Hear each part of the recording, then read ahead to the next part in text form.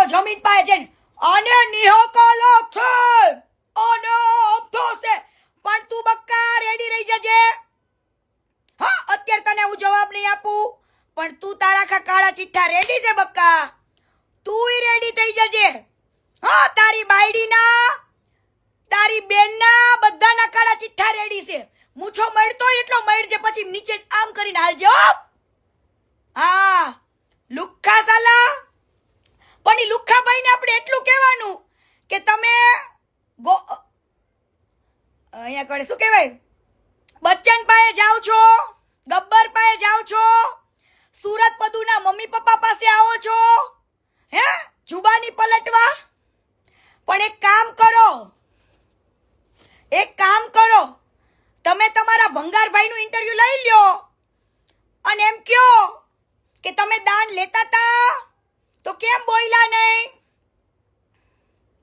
ઘણા લોકોનું કેવું એમ છે કે આ ભલે ગમે તે કર્યું હોય, કાળા ચોર નો લાયો હોય, પણ સેવા કરે છે ને, મને સેવા કરે છે ને એનાથી કોઈ જ તકલીફ નથી. એક ઘર બનાવીને કેટલું દાન ઉઘરાવે છે કોઈને ખબર છે?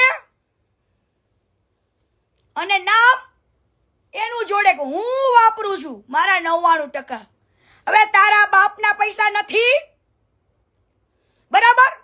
પટેલ સમાજ, આજે મને ખબર પડી કે આખા જૈન સમાજે પણ બહુ સારા એવા રૂપિયા આપ્યા છે.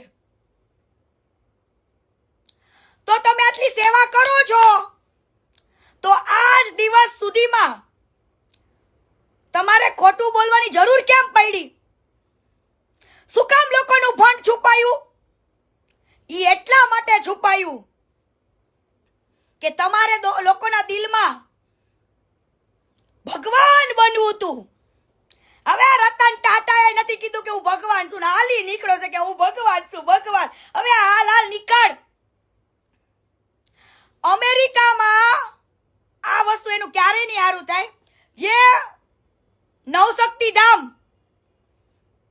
ઉમિયા માતાનું મંદિરમાંથી પૈસા લઈ આવ્યો, મંદિરમાં પબ્લિકને ભેગા કરીને ફંડ ઉઘરાવ્યું અને માતાજીની સાક્ષીએ ફંડ લીધું, અને ભણનો દીકરો એકવાર વિડીયોમાં આવી ન બોલ્યો કે મેં ફંડ લીધું એમ.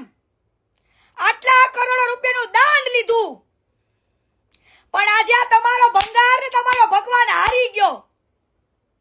ઈ હારી ગયો.